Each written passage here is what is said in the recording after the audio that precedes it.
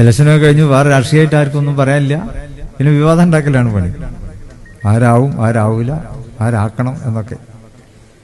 അപ്പോൾ ലീഗ് അതിലൊന്നും കക്ഷി ചേരുന്നില്ല എന്നുള്ളത് വളരെ നല്ല നിലക്ക് മീഡിയ ഒക്കെ അഭിപ്രായപ്പെടുന്നു. കാരണം നമുക്കിപ്പോൾ അധികാരം ഉണ്ടായാലും ഇല്ലെങ്കിലും നമുക്ക് ചെയ്യാനുള്ള ഒരുപാട് കാര്യങ്ങളുണ്ട്. നമ്മൾ അതുമായിട്ട് മുന്നോട്ട് പോകും. അധികാരമല്ല ലീഗിനെ വളർത്തുന്നത്. അധികാരം ഇല്ലാത്തപ്പോഴാണ് ലീഗിനെ വളർച്ചയുള്ളത്. കഴിഞ്ഞ 10 വർഷം ലീഗ് അധികാരത്തിലില്ലായിരുന്നു. എന്നാൽ കഴിഞ്ഞ 10 വർഷം ലീഗിന്റെ ഗ്രാഫ് പരിശോധിച്ച് നോക്കുക. അഭൂതപൂർവമായിട്ടുള്ള നേട്ടമാണ് ഇന്ത്യൻ യൂണിയൻ മുസ്ലിം ലീഗിന് കൈവന്നിട്ടുള്ളത്. അത് അധികാരത്തിന്റെ തണലിരുന്നു കൊണ്ടല്ല, അധികാരത്തിന്റെ അപ്പകഷ്ണം തിന്നുകൊണ്ടല്ല നമ്മൾ വളർന്നത്. അതൊരു ഉത്തരവാദിത്തമായി നമ്മൾ ഏറ്റെടുത്ത്. അധികാരം ഉണ്ടെങ്കിലും ഇല്ലെങ്കിലും നമുക്ക് ചെയ്യാനുള്ള കാര്യങ്ങൾ നമ്മൾ ചെയ്യും.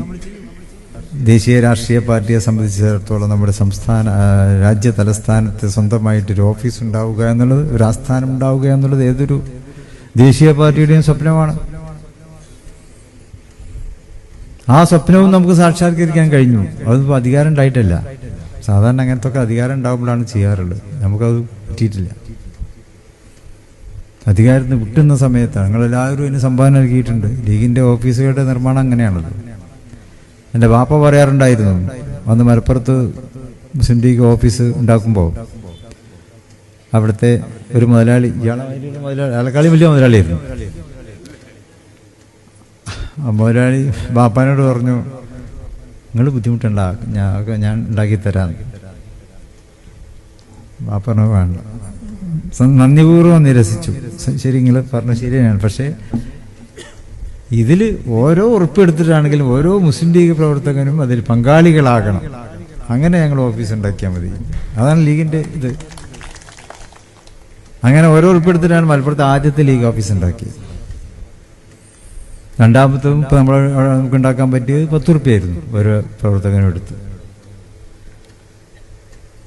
മുസ്ലിം ലീഗ് സ്റ്റേറ്റ് കമ്മിറ്റി ഓഫീസ് അങ്ങനെ തന്നെ എടുക്കാറുള്ളത്. സാധാരണക്കാരുടെ ഓരോ പ്രവർത്തകന്റെയും അവനാൽ കഴിയുന്നത് സ്വരൂപിച്ചുകൊണ്ടാണ്. അപ്പം അതുപോലെ തന്നെ ഇപ്പം നമ്മുടെ ദേശീയ ആസ്ഥാനം ഖായിദ മില്ലത്ത് സെന്റർ QMC ഇന്ന് ഡൽഹിയിലൊരു വലിയ അഡ്രസ്സായി അത് മാറിയിരിക്കുന്നു. അപ്പം ഇങ്ങനെ ജനങ്ങളിൽ നിന്നും പ്രവർത്തകന്മാരിൽ നിന്നും ഫണ്ട് സ്വരൂപിച്ചുകൊണ്ട് നമ്മൾ ഇതൊക്കെ ഈ ലക്ഷ്യമൊക്കെ നമുക്ക് പൂർത്തീകരിക്കാൻ കഴിഞ്ഞത് അധികാരത്തിൽ ഇല്ലാത്തപ്പോഴാണ്. അത് പറയാൻ അതൊക്കെ പറഞ്ഞത്. അധികാരം ഒരിക്കലും ഒരു തണലല്ല. അധികാരം ഒരു ഉത്തരവാദിത്തമാണ്. ഇനി ഇൻഷാ അല്ലാഹ് നമുക്ക് അധികാരം കിട്ടുന്നതാണല്ലോ മീഡിയ ഒക്കെ പറയണത്. അൽഹംദുലില്ലാഹ് കിട്ടട്ടെ.